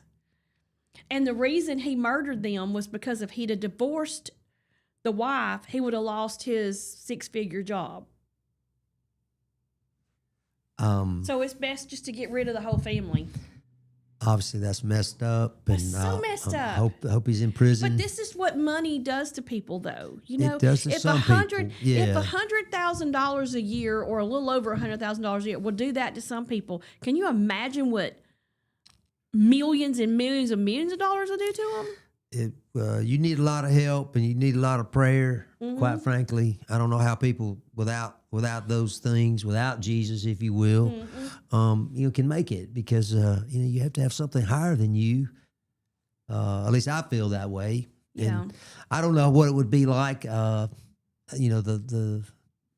kid in me says, I sure would like to find out, though. Yeah. You know what it would be like to have that, and what good could you do with it? You know, there's a lot of these billionaires. Microsoft, Bill Gates, I think, and his wife, they both have foundations where they're giving away most of their wealth, or a lot of their wealth. I don't know exactly how much. Was it Steve Jobs? I don't think he left his kids anything. He was like, "Yeah, you're going to earn yours like I earn mine." Yeah, I don't know about that. Quite That was frankly, kind of cruel. it is. It seems cruel. Now, I don't know what his relationship was with his family. You know, maybe they were estranged. I don't know, but I think it is weird, cruel, whatever term you want to use. But guys like Warren Buffett, these multi-billionaires, they're figuring out ways to give back. At least a lot of them do. Not all of them, I'm sure, and that's just like not all of us, donate to charity, any kind of charity. Yeah, if I were to create a foundation, I would want it to not have my name on it anywhere. Like, this isn't about me.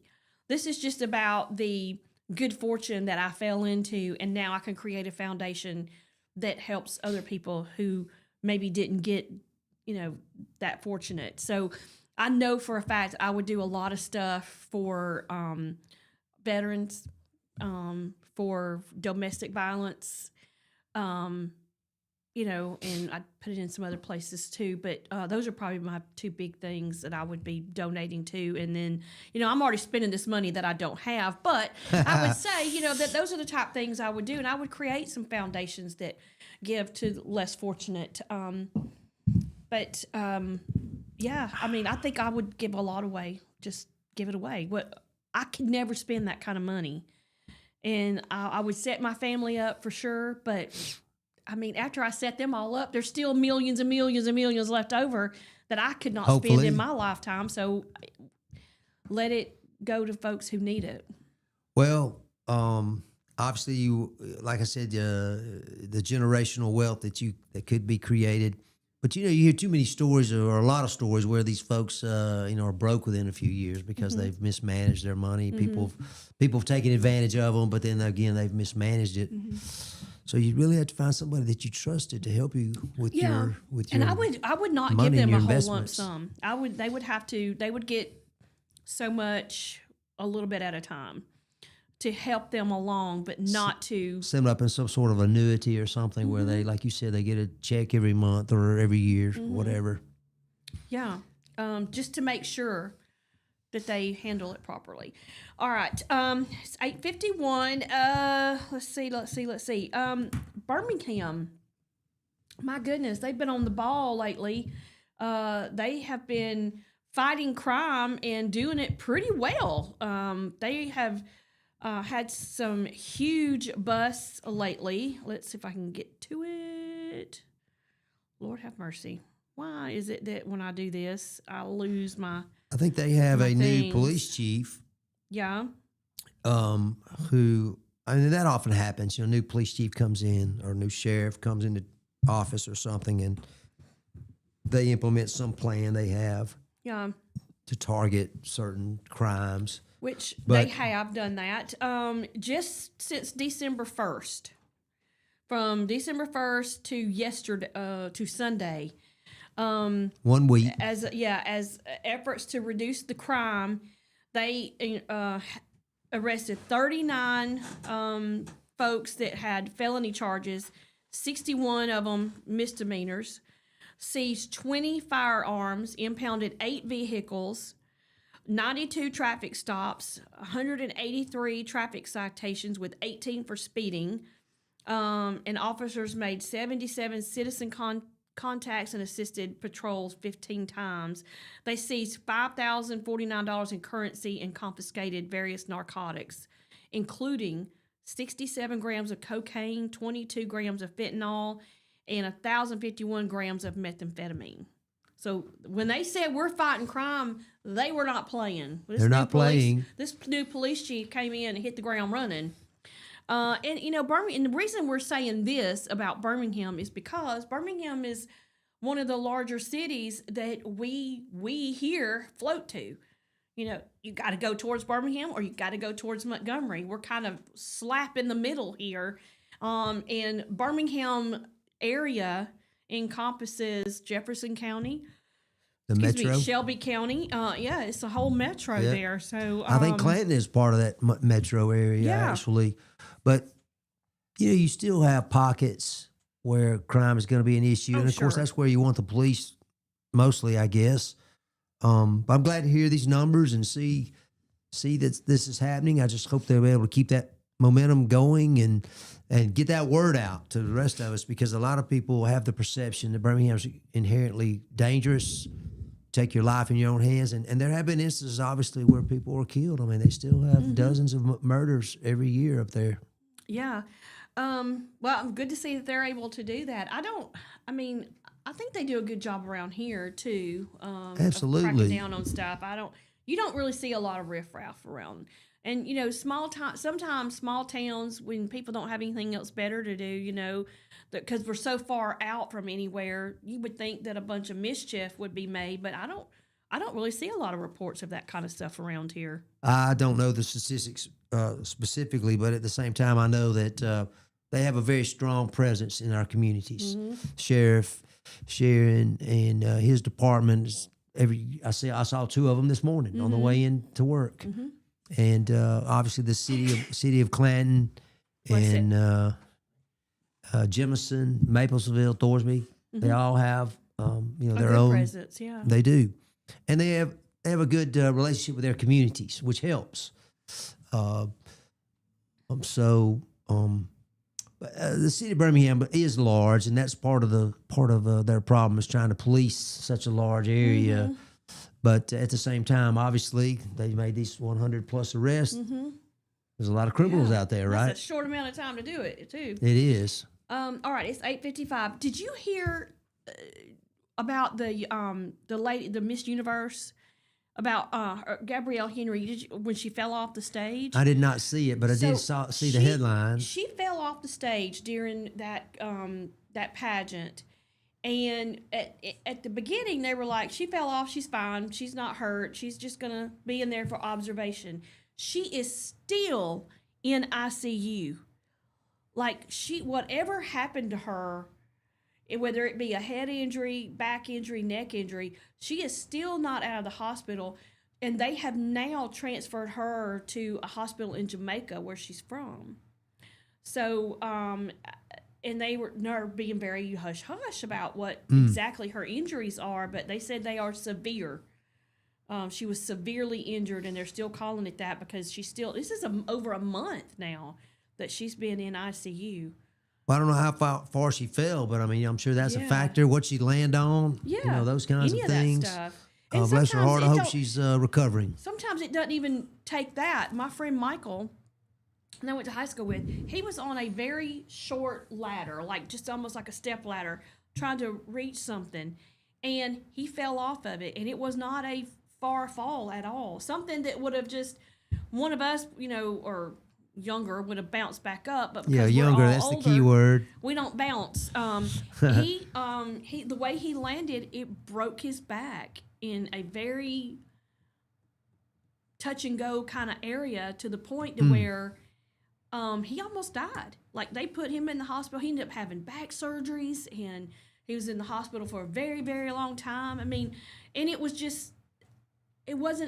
didn't even appear to be that bad. So that's why I feel like that's probably what happened here. Like it's something on the outside appeared to be just nothing that serious, and then Right. it turned out to be way more. And it could be that she had one thing happen and then other complications came into play from other stuff. I mean, you never know with that kind of Right. thing. So, but But we will be praying for her yeah, recovery. that's so sad. I hate that.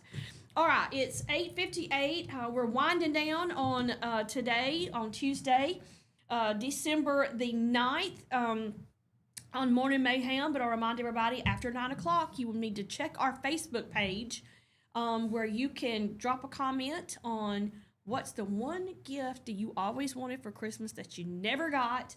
And that post will be up, and we will draw a name in the morning, the winner. So everybody that does what you're supposed to, I think you got to drop the comment, like, and share. You got to do all three of those things.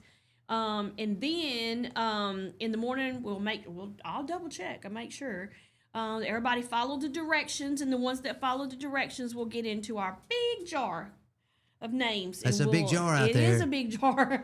I love my big jar. Yeah. I just got to put some ribbon around it so it looks festive tomorrow. And then we'll draw a name out of that. And every name that we have is still going to be in the drawing for the $1,000 too. The big Even money. if you win, your name will Right, be in right. there. That's what we Yep. talked about that last week. I remember Yep. you saying that. If you want to earn some extra chances, bring a handmade ornament to put on our tree. That gets you 3 chances into the $1,000. If you bring a canned good item, that gets you 5. Unwrapped toy gets you 10. And you can do that every day if you want. You can do all 3 of them. So if you did all 3 of them, that would get you 18 chances into, and if you did it every day, times that times 9.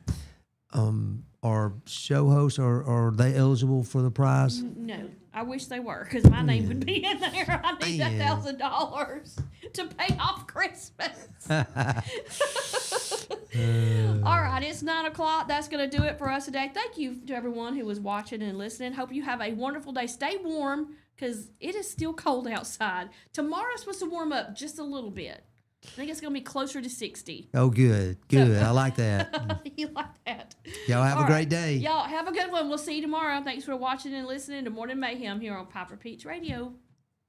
Deuces.